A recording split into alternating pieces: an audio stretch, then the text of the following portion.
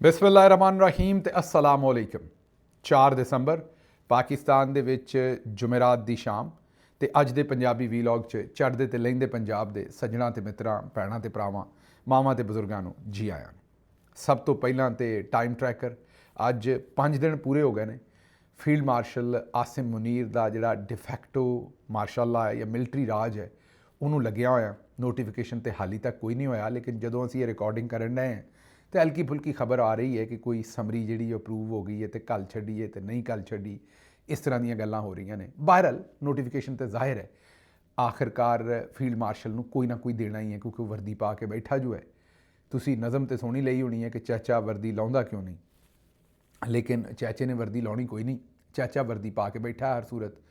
और वजह वो तुहानूं दस दित्ती है, वजह एक ही है कि दोवें पार्टियां जिहड़ियां ने ਉਹ ਭੁੱਖੇ ਨੇ ਭੁੱਖੇ ਨੂੰ ਜੱਫੀ ਪਾਈ ਹੈ ਅਤੇ ਦੋਵਾਂ ਨੂੰ ਗਸ਼ ਪੈ ਗਈ ਹੈ। ਉਹ ਵਾਲੀ ਸੂਰਤ ਹਾਲ ਹੈ। ਦੋਵੇਂ ਇੱਕ ਦੂਜੇ ਦੇ ਕੋਲੋਂ ਕੋਈ ਨਾ ਕੋਈ ਬਦਲੇ ਲੈਣ ਡਏ ਨੇ।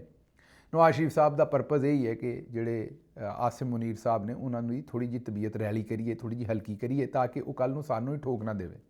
ਕਿਉਂਕਿ ਆਸਿਮ ਮੁਨੀਰ ਸਾਹਿਬ ਦਾ ਜਿੱਡਾ ਕੌਨਫੀਡੈਂਸ ਚੜ੍ਹ ਗਿਆ ਸੀ ਉਹ ਤਾਂ ਲੈ ਦੇ ਗਏ ਸਨ ਸਾਰਿਆਂ ਨੂੰ, ਅਤੇ ਨਵਾਜ਼ ਸ਼ਰੀਫ ਸਾਹਿਬ ਨੇ ਉਹ ਆਪਣੇ ਮਫਾਦਾਤ ਦਾ ਤਹਫੁਜ਼ ਕੀਤਾ ਹੈ।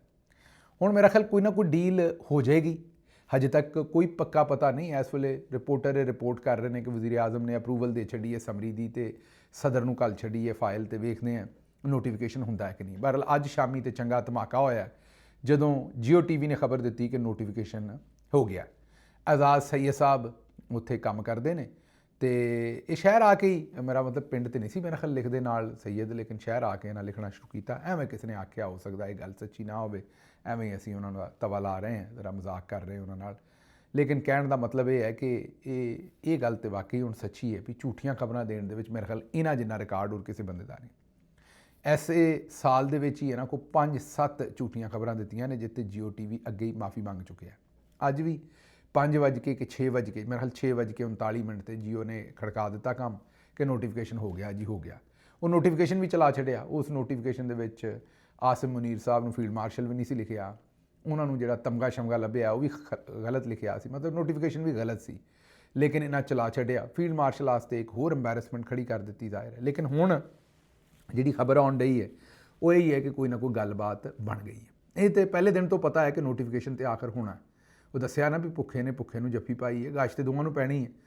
ਹੁਣ ਇਮਰਾਨ ਖਾਨ ਦੇ ਡਰ ਤੋਂ ਇਹਨਾਂ ਨੇ, ਹੋਰ ਤਾਂ ਇਹਨਾਂ ਦੇ ਕੋਲ ਰਾਹ ਕੋਈ ਨਹੀਂ, ਇਹਨਾਂ ਰਹਿਣਾ ਤਾਂ ਇੱਕ ਦੂਜੇ ਦੇ ਨਾਲ ਹੀ ਹੈ। ਲੇਕਿਨ ਫਰਕ ਇਹ ਹੈ ਕਿ ਅੱਗੇ ਫੀਲਡ ਮਾਰਸ਼ਲ ਆਉਂਦਾ ਸੀ ਵੀ ਮੈਂ ਤੁਹਾਨੂੰ ਸਵੇਰੇ ਵੀ ਕੁਟਾਪਾ ਚਾੜਨਾ, ਦੁਪਹਿਰੇ ਵੀ ਅਤੇ ਸ਼ਾਮੀ ਵੀ। ਹੁਣ ਆਉਂਦੇ ਨੇ ਕਿ ਨਹੀਂ, ਕੁਟਾਪਾ ਸਾਨੂੰ ਨਹੀਂ ਚਾੜਨਾ, ਅਸੀਂ ਇਕੱਠੇ ਹੀ ਰਹਿਣਾ ਹੈ। ਜੇ ਸਾਨੂੰ ਕੁਟਾਪਾ ਚਾੜੋਗੇ ਤਾਂ ਅਸੀਂ ਤੁਹਾਨੂੰ ਵੀ ਥੋੜ੍ਹਾ ਜਿਹਾ ਚਾੜਾਂਗੇ। ਮਤਲਬ ਇਸ ਤਰ੍ਹਾਂ ਦੀ ਅਰੇਂਜਮੈਂਟ ਆਪਸ 'ਚ ਇੱਕ ਦੂਜੇ ਦੇ ਨਾਲ ਕਰ ਰਹੇ ਨੇ। ਲੇਕਿਨ ਇਹ ਅਗਰ ਤੁਸੀਂ ਕਹੋ ਕਿ ਇਹ ਇੱਕ ਦੂਜੇ ਤੋਂ ਬਗੈਰ ਐਗਜ਼ਿਸਟ ਕਰ ਸਕਦੇ ਨੇ, ਉਹ ਕੋਈ ਨਹੀਂ।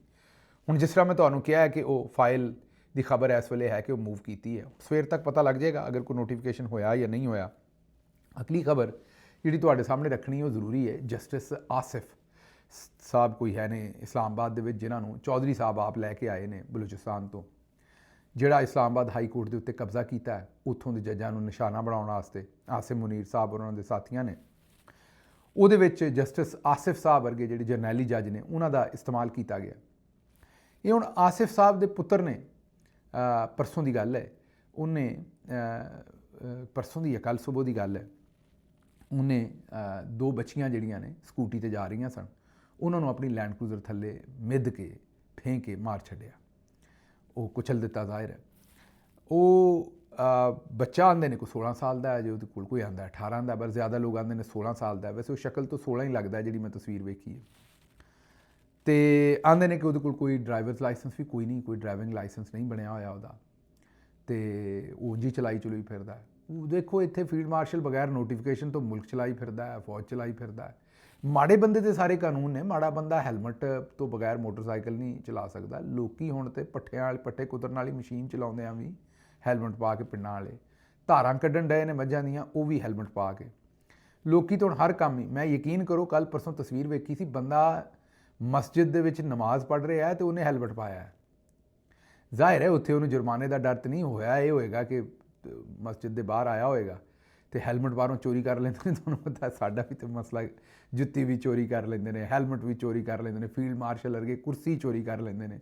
ਇੱਥੇ ਛੋਟੇ ਤੋਂ ਲੈ ਕੇ ਉੱਤੇ ਤੱਕ ਕੰਮ ਤੇ ਅਸੀਂ ਸਾਰੇ ਹੀ ਪਾਉਣੇ। ਹਾਂ, ਮਾੜਾ ਬੰਦਾ ਇਹ ਕਿ ਜੁੱਤੀ ਛੁੱਤੀ ਚੋਰੀ ਕਰ ਲਈ, ਪੱਖਾ ਮਸਜਿਦ ਦਾ ਲਾ ਲਿਆ, ਟੂਟੀ ਲਾ ਲਈ, ਗਲਾਸ ਚੁੱਕ ਕੇ ਲੈ ਗਿਆ, ਮਾੜੇ ਬੰਦੇ ਦੇ ਕੰਮ ਇਹ ਨੇ। ਵੱਡੇ ਜਿਹੜੇ ਤਗੜੇ ਨੇ ਉਹ ਫਿਰ ਲੰਮੇ ਹੀ ਕੰਮ ਕਰਦੇ ਨੇ, ਨਵਾਜ਼ ਸ਼ਰੀਫ ਸਾਹਿਬ ਤਰ੍ਹਾਂ ਦੂਜੇ, ਜਿਵੇਂ ਫੀਲਡ ਮਾਰਸ਼ਲ ਨੇ ਪੂਰਾ ਆਈਨ ਹੀ ਚੋਰੀ ਕਰ ਲਿਆ, ਅਦਾਲਤੀ ਨਿਜ਼ਾਮ ਹੀ ਚੋਰੀ ਕਰ ਲਿਆ, ਇਲੈਕਸ਼ਨ ਹੀ ਚੋਰੀ ਕਰ ਲਿਆ। ਤੇ ਉਹ ਬੰਦਾ ਮਸਜਿਦ ਦੇ ਵਿੱਚ ਨਮਾਜ਼ ਪੜ੍ਹ ਰਿਹਾ ਸੀ ਤੇ ਸਿਰ ਤੇ ਉਹਨੇ ਹੈਲਮਟ ਪਾਇਆ ਹੋਇਆ ਸੀ।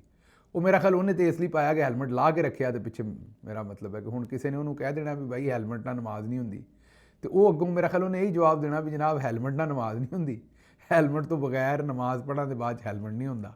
ਤੇ ਬਹਰਹਾਲ ਮਾੜਾ ਬੰਦਾ ਵੀ ਕਿਹੜੇ ਕੰਮਾਂ ਨੂੰ ਪਿਆ ਦੱਸੋ। ਤੇ ਹੈਲਮਟ ਤੋਂ ਬਗੈਰ ਜਨਾਬ ਹੋ ਰਹੇ ਨੇ ਜੁਰਮਾਨੇ। ਲੇਕਿਨ ਜੱਜ ਸਾਹਿਬ ਦਾ ਜਿਹੜਾ ਪੁੱਤਰ ਹੈ ਉਹਨੇ ਜਦੋਂ ਬੱਚੀਆਂ ਨੂੰ ਮਾਰ ਦਿੱਤਾ ਤੇ ਉਹ ਬੱਚੀਆਂ ਦੇ ਭਰਾ ਨੇ ਪੁੱਛਿਆ ਕਿ ਇਹਦੀ ਸੀਸੀਟੀਵੀ ਫੁਟੇਜ, ਤੇ ਤੁਹਾਨੂੰ ਪਤਾ ਪੁਲਿਸ ਨੇ ਕੀ ਜਵਾਬ ਦਿੱਤਾ ਕਿ ਐਨ ਉਸ ਵੇਲੇ ਜਿਸ ਵੇਲੇ ਲੈਂਡ ਕਰੂਜ਼ਰ ਉਹਨਾਂ ਬੱਚੀਆਂ ਤੇ ਚੜ੍ਹੀ ਹੈ, ਉਸ ਵੇਲੇ ਸੀਸੀਟੀਵੀ ਫੁਟੇਜ ਦਾ ਜਿਹੜਾ ਕੈਮਰਾ ਸੀ ਉਹਦਾ ਰੁਖ ਦੂਸਰੇ ਪਾਸੇ ਨੂੰ ਉਹ ਘੁੰਮਦੇ ਨੇ। ਹਾਲਾਂਕਿ ਐਸੀ ਗੱਲ ਕੋਈ ਨਹੀਂ ਹੈ। ਸੀਸੀਟੀਵੀ ਕੈਮਰੇ ਜਿਹੜੇ ਨੇ ਉਹ ਘੁੰਮਦੇ ਕੋਈ ਨਹੀਂ, ਜਿਹੜੇ ਇਸਲਾਮਾਬਾਦ 'ਚ ਲੱਗੇ ਨੇ ਉਹਨਾਂ ਨੂੰ ਚਾਰੋਂ ਪਾਸੇ ਉਹਨਾਂ ਦਾ 360 ਉਹ ਉਹਨਾਂ ਦਾ ਆ ਰਿਹਾ ਹੁੰਦਾ, ਵਿਊ ਆ ਰਿਹਾ ਹੁੰਦਾ, ਹਰ ਪਾਸੇ ਦਾ ਨਜ਼ਰ ਆ ਰਿਹਾ ਹੁੰਦਾ। ਲੇਕਿਨ ਉਹਨਾਂ ਨੇ ਜ਼ਾਹਿਰ ਹੈ ਉਹਨੂੰ ਟਰਖਾਣਾ ਸੀ। ਸੀਸੀਟੀਵੀ ਕੋਈ ਪਹਿਲੀ ਗੱਲ ਤਾਂ ਹੈ ਨਹੀਂ ਜਦੋਂ ਗਾਇਬ ਹੋਈ। ਯਾਦ ਹੈ ਤੁਹਾਨੂੰ ਕਿ 9 ਮਈ ਦੀ ਵੀ ਸੀਸੀਟੀਵੀ ਫੁਟੇਜ ਜਿਹੜੀ ਹੈ ਉਹ ਇਸੇ ਤਰੀਕੇ ਨਾਲ ਗਾਇਬ ਕੀਤੀ ਸੀ।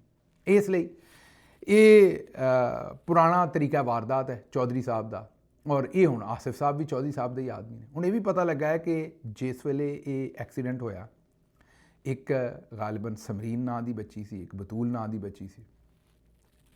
ਇਹ ਜਿਸ ਵੇਲੇ ਐਕਸੀਡੈਂਟ ਹੋਇਆ ਇੱਕ 25 ਸਾਲ ਦੀ ਬੱਚੀ ਸੀ, ਇਹ ਕੁਝ 26-27 ਸਾਲ ਦੀ ਬੱਚੀ ਸੀ, ਸਕੂਟੀ ਤੇ ਸਨ, ਉਹਨਾਂ ਨੂੰ ਮਾਰ ਛੱਡਿਆ ਤੇ ਜੱਜ ਸਾਹਿਬ ਫੌਰੀ ਮੌਕੇ ਤੇ ਪਹੁੰਚ ਗਏ। ਇਹ ਮੁੰਡਾ ਡਰਿਫਟਿੰਗ ਕਰ ਰਿਹਾ ਸੀ। ਡਰਿਫਟਿੰਗ ਉਰਫੇ ਆਮ ਚੇਂਜੀ ਵੀ ਗੱਡੀ ਨੂੰ ਇੱਧਰ ਉੱਧਰ ਕਰਨਾ, ਜਿਵੇਂ ਉਹ ਮੇਰਾ ਮਤਲਬ ਹੈ ਕਿ ਖੋਤੇ ਦਾ ਉਹ ਨਹੀਂ ਹੁੰਦਾ ਬੱਚਾ, ਉਹ ਕਦੇ ਇੱਧਰ ਨੂੰ ਭੱਜ ਜਾਂਦਾ, ਅਗਰ ਜਾ ਰਿਹਾ ਹੋਵੇ ਪਿੰਡਾਂ 'ਚ ਵੇਖਿਆ ਹੋਏਗਾ ਵੀ ਇੰਜ ਗੱਡੀ ਨੂੰ ਇੱਧਰ ਉੱਧਰ ਕਰਦੇ ਲੈਣ। ਕਈ ਸਾਈਕਲ 'ਤੇ ਵੀ ਇਹੋ ਜਿਹੀਆਂ ਹਰਕਤਾਂ ਕਰਦੇ ਨੇ, ਕਈ ਮੋਟਰਸਾਈਕਲ 'ਤੇ ਵੀ ਕਰਦੇ ਨੇ, ਗੱਡੀ 'ਤੇ ਵੀ ਕਰਦੇ ਨੇ। ਇਹ 2 ਬੱਚੇ ਇਹਦੇ ਨਾਲ ਹੋਰ ਵੀ ਸਨ, 2 ਬੱਚੇ। ਇਹ ਬੱਚਾ ਤਾਂ ਨਹੀਂ ਹੈ ਹੁਣ, ਲੇਕਿਨ ਚਲੋ ਬੱਚਾ ਹੀ ਹੈ ਉਸ ਹਿਸਾਬ ਨਾਲ, 18 ਸਾਲ ਦਾ ਨਹੀਂ ਹੈ। ਉਹ ਦੱਸਿਆ ਹੋਣੇ ਜਾਂਦਾ, ਰਿਪੋਰਟਰ ਇਹ ਕਲੇਮ ਕਰ ਰਹੇ ਨੇ ਕਿ ਜਿਸ ਵੇਲੇ ਹਾਦਸਾ ਹੋਇਆ ਤਾਂ ਜੱਜ ਸਾਹਿਬ ਫੌਰਨ ਪਹੁੰਚ ਗਏ। ਇੱਕ ਬੱਚੀ ਅਜੇ ਜ਼ਿੰਦਾ ਸੀ, ਇੱਕ ਵਫਾਤ ਪਾ ਚੁੱਕੀ ਸੀ। ਉਹ ਜਿਹੜੀ ਜ਼ਿੰਦਾ ਸੀ ਉਹਦੇ ਲਈ ਵੀ ਐਂਬੂਲੈਂਸ ਦਾ ਜਾਂ ਜੱਜ ਸਾਹਿਬ ਨੇ ਕੋਈ ਆਪਣੀ ਗੱਡੀ ਛੱਡੀ, ਸ਼ਾਇਦ ਪਤਾ ਨਹੀਂ ਦਿੱਤੀ, ਐਂਬੂਲੈਂਸ ਦਾ ਇੰਤਜ਼ਾਰ ਕੀਤਾ, ਉਹ ਵੀ ਵਿਚਾਰੀ ਵਫਾਤ ਪਾ ਗਈ। ਲੇਕਿਨ ਜੱਜ ਸਾਹਿਬ ਨੇ ਫਿਕਰ ਉੱਥੇ ਕੀਤੀ ਕਿ ਪੁੱਤਰ ਨੂੰ ਘਰ ਘੱਲ ਦਿੱਤਾ। ਇਹ ਰਿਪੋਰਟਰ ਕਲੇਮ ਕਰ ਰਹੇ ਨੇ ਕਿ ਜੱਜ ਸਾਹਿਬ ਨੇ ਪੁੱਤਰ ਨੂੰ ਘਰ ਘੱਲ ਦਿੱਤਾ। ਉਹਨੇ ਕਿਹਾ ਤੂੰ ਘਰ ਜਾ, ਮੈਂ ਆਪੇ ਵੇਖ ਲਾਂਗਾ। ਤੇ ਉਹ ਜਿਹੜੇ 2 ਬੱਚੇ ਸਨ ਉਹ ਵੀ ਗਾਇਬ ਕਰਤੇ ਵੀ ਘਰ ਜਾਓ ਤੁਸੀਂ।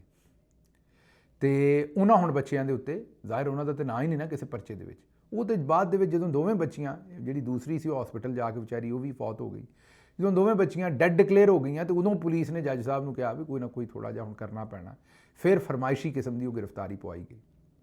ਹੁਣ ਇਹ ਵੀ ਪਤਾ ਲੱਗਣ ਡਿਆ ਕਿ ਆਸਿਫ ਸਾਹਿਬ ਜਿਹੜੇ ਨੇ ਉਹ ਘਰ ਪਹੁੰਚ ਗਏ ਨੇ ਉਹਨਾਂ ਦੇ, ਜਿਨ੍ਹਾਂ ਦੀਆਂ ਬੱਚੀਆਂ ਸਨ। ਉਹਨਾਂ ਦੇ ਵਾਲਿਦ ਦੇ ਇੰਟਰਵਿਊ 'ਚ ਕਿ ਜੀ ਸਾਡੇ ਪੁੱਤਰ ਦੀ ਗਲਤੀ ਹੈ, ਉਹਨੇ ਗੱਡੀ ਤੇ। ਇਹਦਾ ਮਤਲਬ ਹੈ ਕਿ ਉਹਨਾਂ ਨੇ ਬੁਨਿਆਦ ਰੱਖ ਦਿੱਤੀ ਹੈ। ਇਹ ਹੁਣ ਥੋੜ੍ਹੇ ਦਿਨਾਂ 'ਚ ਤੁਹਾਨੂੰ ਆ ਜਾਏਗੀ ਖਬਰ ਕਿ ਜੀ ਉਹ ਮਾਫੀ ਦੇ ਦਿੱਤੀ ਹੈ ਵਾਰਸਾਂ ਨੇ ਪਿੱਛੋਂ, ਤੇ ਕੇਸ ਖਤਮ ਹੋ ਗਿਆ। ਤੇ ਇਸ ਬੱਚੇ ਦੇ ਬਾਰੇ ਕੋਈ ਵੀਡੀਓ ਵੀ ਚੱਲ ਰਹੀ, ਪਤਾ ਨਹੀਂ ਸੱਚੀ ਹੈ ਜਾਂ ਨਹੀਂ। ਜਦੋਂ ਇਹ 8 ਸਾਲ ਦਾ ਕਿ 10 ਸਾਲ ਦਾ ਸੀ, ਉਹ ਇੱਕ ਵੀਡੀਓ ਕਲੇਮ ਕਰ ਰਹੀ ਕਿ ਕੋਇਟਾ ਦੇ ਵਿੱਚ ਉਸ ਵੇਲੇ ਵੀ ਉਹ ਗੱਡੀ ਇਸ ਤਰ੍ਹਾਂ ਹੀ ਚਲਾਉਂਦਾ ਸੀ। ਤੇ ਇਹ ਪਾਕਿਸਤਾਨ ਜਿਹੜੇ 2 ਕਵਾਨੀਨ ਨੇ ਨਾ, ਮੈਂ ਪਹਿਲਾਂ ਵੀ ਗੱਲ ਕਰਦਾ ਰਹਿੰਦਾ, ਇੱਕ ਅਸ਼ਰਾਫੀਆ ਆਸਤੇ, ਇੱਕ ਮਾੜੇ ਬੰਦੇ ਆਸਤੇ। ਮਾੜੇ ਬੰਦੇ ਦਾ ਤੇ ਪੱਲੇ ਇਹ ਗੱਲ ਕੋਈ ਛੱਡਦੇ ਨਹੀਂ ਹੈ। ਅੱਛਾ ਜੀ, ਅਗਲੀ ਖਬਰ ਜਿਹੜੀ ਤੁਹਾਡੇ ਸਾਹਮਣੇ ਰੱਖਣੀ ਹੈ ਉਹ ਖਬਰ ਇਹ ਹੈ ਕਿ ਨਵਾਜ਼ ਸ਼ਰੀਫ ਸਾਹਿਬ ਨੇ ਕਿਹਾ ਹੈ ਕਿ 38% ਤੋਂ ਮਹਿੰਗਾਈ ਥੱਲੇ ਲੈ ਆਏ। ਅੱਜ ਬਲਕਿ ਕੱਲ੍ਹ ਨਹੀਂ, ਅੱਜ ਕੋਟ ਸ਼ੋਟ ਪਾ ਕੇ ਟਾਈ ਸ਼ਾਈ ਲਾ ਕੇ ਜ਼ਰਾ ਹੁਣ ਥੋੜ੍ਹਾ ਜਿਹਾ ਆਪਣੇ ਆਪ ਨੂੰ ਦੁਬਾਰਾ ਉਹ ਮੋਤਬਰ ਸਮਝ ਰਹੇ ਨੇ। ਉਹਦੀ ਨੋਟੀਫਿਕੇਸ਼ਨ ਜੋ ਡੱਕ ਲਿਆ ਉਹਨਾਂ ਨੇ ਚੌਧਰੀ ਦਾ, ਤੇ ਟਾਈ ਸ਼ਾਈ ਲਾ ਕੇ ਕੋਟ ਸ਼ੋਟ ਲਾ ਕੇ ਤੇ ਉਹ ਜਨਾਬ ਆ ਗਏ ਨੇ। ਔਰ ਕੋਈ ਗੁਜਰਾਂ ਵਾਲੇ ਦਾ ਕੋਈ ਪ੍ਰੋਜੈਕਟ ਸੀ ਉਹ ਵੇਖ ਰਹੇ ਸਨ ਉੱਥੇ ਵਜ਼ੀਰ ਆਲਾ ਹਾਊਸ ਦੇ ਵਿੱਚ ਬੈਠੇ। ਨਵਾਜ਼ ਸ਼ਰੀਫ ਸਾਹਿਬ ਨੂੰ ਵੀ ਕਾਉਂਸਲਰ ਲੈਵਲ ਤੇ ਲੈ ਹੀ ਗਏ ਨੇ, ਲੇਕਿਨ ਚਲੋ ਜੋ ਵੀ ਉਹਨਾਂ ਦਾ ਹੋਣਾ ਸੀ। ਹੁਣ ਆਉਂਦੇ ਨੇ 38% ਤੋਂ ਮਹਿੰਗਾਈ ਅਸੀਂ ਥੱਲੇ ਲੈ ਕੇ ਆਏ, 12% ਤੇ ਲਿਆਏ। ਇਹਨਾਂ ਨੂੰ ਕੋਈ ਪੁੱਛੇ ਕਿ ਪਹਿਲਾਂ 38% ਤੇ ਲੈ ਕੇ ਕੌਣ ਗਿਆ ਸੀ? ਇਹ ਤੁਹਾਡੀਆਂ ਹਕੂਮਤਾਂ ਹੀ ਲੈ ਕੇ ਗਈਆਂ ਨਾ ਇਹ ਪਿਛਲੇ 3 ਸਾਲਾਂ 'ਚ। ਪਹਿਲਾਂ ਉੱਤੇ ਲੈ ਜਾਂਦੇ ਨੇ, ਫਿਰ ਆਉਂਦੇ ਨੇ ਆਵਾਮ ਨੂੰ ਰਿਲੀਫ ਦੇ ਛੱਡਿਆ। ਪਹਿਲਾਂ ਕੋਈ 100 ਰੁਪਈਆ ਕੁਛ ਹੈ ਮਹਿੰਗੀ ਕਰ ਦਿੰਦੇ ਨੇ, ਖੰਡ 50-60 ਰੁਪਈਏ ਤੋਂ ਲੈ ਕੇ 230 ਤੇ ਲੈ ਜਾਂਦੇ ਨੇ, ਤੇ ਉਸ ਤੋਂ ਬਾਅਦ ਆਉਂਦੇ ਨੇ 10 ਰੁਪਏ ਸਸਤੀ ਕਰਕੇ ਅਸੀਂ ਰਿਲੀਫ ਦੇ ਦਿੱਤਾ। ਇਹ ਵੀ ਇੱਕ ਬੜਾ ਬਈ, ਇਹ ਵੀ ਤਰੀਕਾ ਵਾਰਦਾਤ ਜਿਹੜਾ ਉਹ ਜ਼ਬਰਦਸਤ ਹੈ। ਅੱਛਾ ਜੀ, ਅਗਲੀ ਖਬਰ ਤੁਹਾਡੇ ਸਾਹਮਣੇ ਰੱਖਦੇ। ਸੈਨੇਟਰ ਫੈਸਲ ਵਾਡਾ ਸਾਹਿਬ, ਉਹਨਾਂ ਨੇ ਵੀ ਅਖੀਰੀ ਮਚਾਈ ਰੱਖੀ। ਅੱਛਾ, ਮੈਂ ਕਦੇ ਉਹਨਾਂ ਨਾਲ ਉਹਨਾਂ ਦੇ ਉੱਤੇ ਐਡਾ ਇਤਰਾਜ਼ ਨਹੀਂ ਕੀਤਾ। ਹਾਲਾਂਕਿ ਜਿਸ ਵੇਲੇ ਮੈਂ ਪਕੜਿਆ ਹੋਇਆ ਸਾਂ ਜੇਲ੍ਹ ਛੇਲ ਦੇ ਵਿੱਚ, ਤੇ ਇਹ ਜਿੱਥੇ ਬਹਿੰਦੇ ਸਨ ਉੱਥੇ ਮੇਰੇ ਖਿਲਾਫ ਗੱਲਾਂ ਗਲੱਛਦੇ ਸਨ ਕਿ ਜੀ ਉਹ ਗਿੱਲ ਸਾਹਿਬ ਕੋਲੋਂ ਇਹ ਨਿਕਲ ਆਇਆ, ਉਹ ਨਿਕਲ ਆਇਆ। ਲੇਕਿਨ ਮੈਂ ਆਨਾ ਚਲੋ ਖੈਰ ਹੈ, ਇਹਨਾਂ ਜੋ ਕੀਤਾ ਇਹਨਾਂ ਕੀਤਾ, ਜੋ ਸਾਨੂੰ ਕਰਨਾ, ਕਦੇ ਵਕਤ ਗੁਜ਼ਰਿਆ ਹੋਇਆ ਇਕੱਠੇ। ਕਿ ਮੈਂ ਹੁਣ ਹੈਰਾਨ ਹੋਇਆ ਕਿ ਉਹਨਾਂ ਨੂੰ ਤਾਂ ਬਿਲਕੁਲ ਹੀ ਲੱਥੀ ਚੜੀ ਖਤਮ ਹੋ ਗਈ। ਉਹ ਖਾਨ ਸਾਹਿਬ, ਮਤਲਬ ਮੈਨੂੰ ਉਹ ਸਾਰਾ ਵੇਲਾ ਯਾਦ ਹੈ, ਮੈਂ ਤੇ ਨਾਲ ਹੀ ਸਾਂ ਕਿ ਖਾਨ ਸਾਹਿਬ ਦੀ ਅਕੀਦਤ ਤੇ ਕਿਸ ਤਰ੍ਹਾਂ ਕਰਦੇ ਸਨ। ਬਾਹਰ ਛੱਡੋ, ਇਹ ਟੈਲੀਵਿਜ਼ਨ ਤੇ ਬਹਿ ਕੇ ਕਹਿੰਦੇ ਸਨ ਵੀ ਬਾਪ ਬਾਪ ਹੁੰਦਾ ਹੈ। ਖਾਨ ਸਾਹਿਬ ਦੇ ਬਾਰੇ ਕਹਿੰਦੇ ਸਨ ਵੀ ਬਾਪ ਬਾਪ ਹੁੰਦਾ ਹੈ, ਟੈਲੀਵਿਜ਼ਨ ਤੇ ਕਹਿੰਦੇ ਸਨ ਕਿ ਉਹ ਸਾਡਾ ਪਿਓ ਹੈ, ਤੇ ਉਹਨਾਂ ਨੂੰ ਉਸ ਵੇਲੇ ਪਿਓ ਕਹਿੰਦੇ ਸਨ। ਤੇ ਹੁਣ ਉਹਨਾਂ ਦੇ ਘਰ ਦੀ ਨਾ ਕਿਸੇ ਖਾਤੂਨ ਨੂੰ ਛੱਡਦੇ ਨੇ, ਨਾ ਕਿਸੇ ਹੋਰ ਨੂੰ। ਕੱਲ੍ਹ ਐਲਾਨ ਕੀਤਾ ਜਰਨੈਲਾਂ ਨੂੰ ਕਿ ਜੀ ਹੁਣ ਜਿਹੜਾ ਉਹ ਭੈਣਾਂ ਦੀ ਵੀ ਮੁਲਾਕਾਤ ਨਹੀਂ ਕਰਾਵਾਂਗੇ, ਤੇ ਅੱਜ 2 ਮਿਨਿਸਟਰਾਂ ਨੇ ਬਹਿ ਕੇ ਵੀ ਉਹੀ ਬਕਵਾਸ ਕਰ ਛੱਡੀ ਕਿ ਹੁਣ ਭੈਣਾਂ ਦੀ ਵੀ ਮੁਲਾਕਾਤ ਨਹੀਂ ਕਰਾਉਣੀ। ਪਰ ਤੁਹਾਡੇ ਪਿਓ ਦਾ ਮੁਲਕ ਹੈ, ਇਹ ਰਾਜ ਹੈ ਤੁਹਾਡਾ ਪਿਓ ਦਾ, ਇੱਥੇ ਕੋਈ ਕਾਨੂੰਨ ਨਹੀਂ ਹੈ, ਕੋਈ ਇਨਸਾਫ ਨਹੀਂ ਹੈ। ਮਤਲਬ ਇਹਨਾਂ ਨੂੰ ਭੁੱਲ ਗਿਆ ਇਹ ਹੁਣ ਆਪਣੇ ਨੋਟੀਫਿਕੇਸ਼ਨ ਦੇ ਰੌਲੇ ਤੋਂ ਹਟਾਉਣ ਵਾਸਤੇ ਇਹ ਵੀ ਸਾਰੇ ਕੰਮ ਹੁਣ ਇਹ ਕਰ ਰਹੇ ਨੇ। ਲੇਕਿਨ ਇਹ ਚੱਲੇਗਾ ਤਾਂ ਨਹੀਂ ਨਾ। ਇਹ ਕੰਮ ਕਿਸ ਤਰ੍ਹਾਂ ਚਲਾਓਗੇ? ਦੁਨੀਆ ਦੇ ਵਿੱਚ ਕਿਤੇ ਕੋਈ ਕਾਨੂੰਨ ਨਹੀਂ ਹੈਗਾ ਕਿ ਤੁਸੀਂ ਇਹ ਕੰਮ ਕਰੋ ਕਿ ਤੁਸੀਂ ਫੈਮਿਲੀ ਦੇ ਨਾਲ ਮੁਲਾਕਾਤ ਨਾ ਕਰਵਾਓ। ਔਰ ਕੀ ਭੁੱਟੋ ਸਾਹਿਬ ਆਪਣੀ ਫੈਮਿਲੀ ਦੇ ਥਰੂ ਸਿਆਸੀ ਖੱਤ ਬਾਹਰ ਨਹੀਂ ਸੀ ਭੇਜਦੇ? ਬਾਕੀ ਕਿਤਾਬਾਂ ਨਹੀਂ ਲਿਖੀਆਂ ਲੋਕਾਂ ਨੇ, ਆਪਣੀ ਇੰਟਰਵਿਊ ਬਲਕਿ ਦਿੰਦੇ ਨੇ ਲੋਕੀ। ਤੇ ਨਵਾਜ਼ ਸ਼ਰੀਫ ਸਾਹਿਬ ਜਦੋਂ ਮਫਰੂਰ ਸਨ, ਪਾਕਿਸਤਾਨ ਦੇ ਕੋਈ 1.5 ਦਰਜਨ ਸਹਾਫੀ ਇਸਲਾਮਾਬਾਦ ਹਾਈ ਕੋਰਟ ਚਲੇ ਗਏ ਸਨ ਕਿ ਜੀ ਇਹਨਾਂ ਦਾ ਇੰਟਰਵਿਊ ਚਲਾਓ, ਭਾਵੇਂ ਮਫਰੂਰ ਨੇ। ਇੱਥੋਂ ਜਿਹੜਾ ਜੇਲ੍ਹ 'ਚ ਕੈਦੀ ਹੁੰਦਾ ਹੈ ਨਾ, ਉਹਦੇ ਨਾਲੋਂ ਮਫਰੂਰ ਦਾ ਸਟੇਟਸ ਜ਼ਿਆਦਾ ਕਾਨੂੰਨ ਦੇ ਵਿੱਚ ਕੁਐਸਚਨੇਬਲ ਹੁੰਦਾ ਹੈ, ਕਿਉਂਕਿ ਜੇਲ੍ਹ ਵਾਲਾ ਤਾਂ ਵਿਚਾਰਾ ਸਜ਼ਾ ਜਿਹੜੀ ਦਿੱਤੀ ਜੇ ਕੱਟਣ ਡਿਆ, ਭਾਵੇਂ ਗਲਤ ਦਿੱਤੀ ਹੈ ਲੇਕਿਨ ਉਹ ਤਾਂ ਕੱਟਣ ਡਿਆ। ਲੇਕਿਨ ਜਿਹੜਾ ਮਫਰੂਰ ਹੈ ਉਹਦੇ ਇੰਟਰਵਿਊ ਚਲਵਾਉਂਦੇ ਸਨ। ਤੇ ਇਹ ਖੈਰ ਫੈਸਲ ਵਾਡਾ ਸਾਹਿਬ ਨੇ ਉਹ ਅੱਗੋਂ ਉਹਨਾਂ ਨੂੰ ਵੀ ਖੈਰ ਚੰਗਾ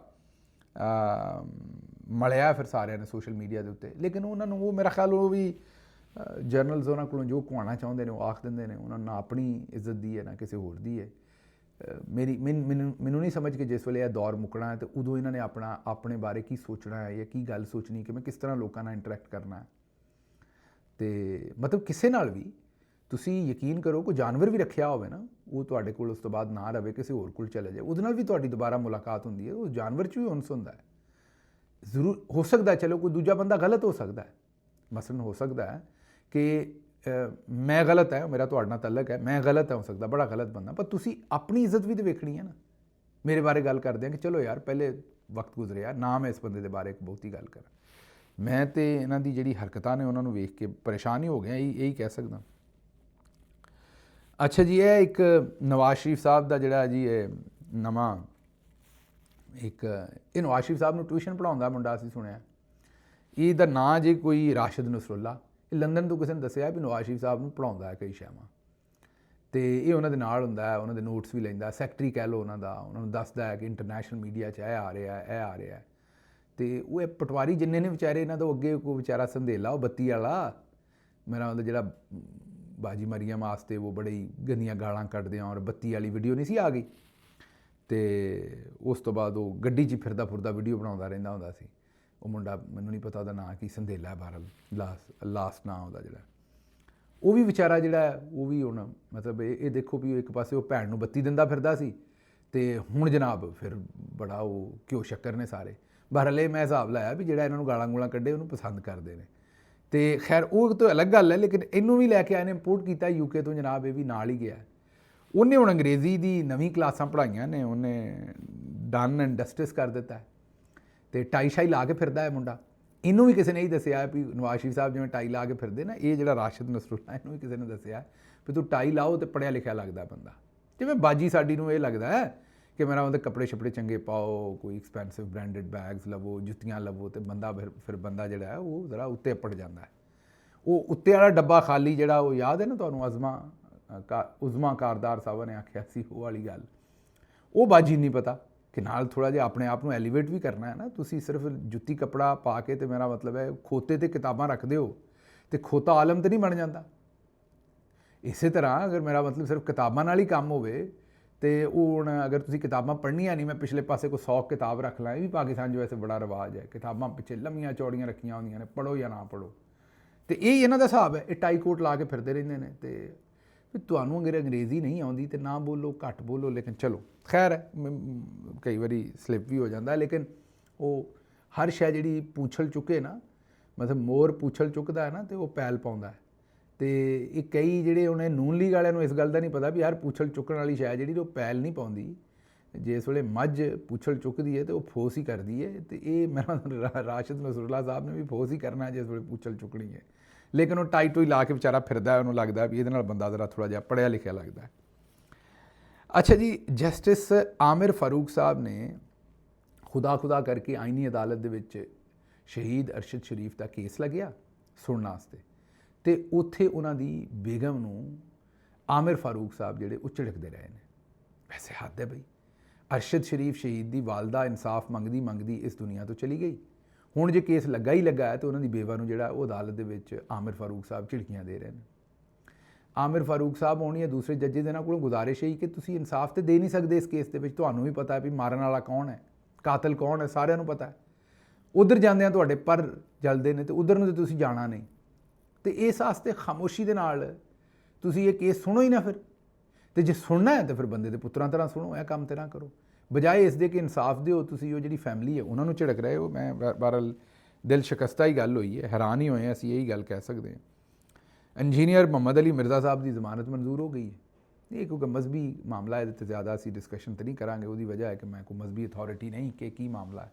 ਬਹਰਹਾਲ ਇਹ ਜ਼ਰੂਰ ਹੈ ਕਿ ਜਿਹੜੇ ਮੁਹੰਮਦ ਅਲੀ ਮਿਰਜ਼ਾ ਸਾਹਿਬ ਨੇ ਉਹ ਵੀ ਮੈਂ ਵੇਖਿਆ ਵੀ ਉਹਨਾਂ ਨੇ ਵੀ ਜ਼ਿੰਦਗੀ ਦੇ ਵਿੱਚ ਜਰਨੈਲੀ ਟਾਊਟ ਰਹੇ ਨੇ। ਪਤਾ ਨਹੀਂ ਉਹਨਾਂ ਨੂੰ ਅੰਦਰ ਦੀ ਜਰਨੈਲਾਂ ਨੇ ਇਸ ਵੇਲੇ ਇਸ ਮੁਕਾਮ ਦੇ ਉੱਤੇ ਸੈਰ ਕਿਉਂ ਕਰਵਾਈ ਹੈ, ਜਾਂ ਤਾਂ ਫਿਰ ਕੋਈ ਬਹੁਤੀ ਭੈੜੀ ਗੱਲ ਕਰ ਦਿੱਤੀ ਹੋਣੀ ਉਹਨਾਂ ਨੇ, ਜਾਂ ਕੀ ਵਜ੍ਹਾ ਹੈ ਮੇਰੇ ਇਲਮ ਦੇ ਵਿੱਚ ਨਹੀਂ ਹੈ।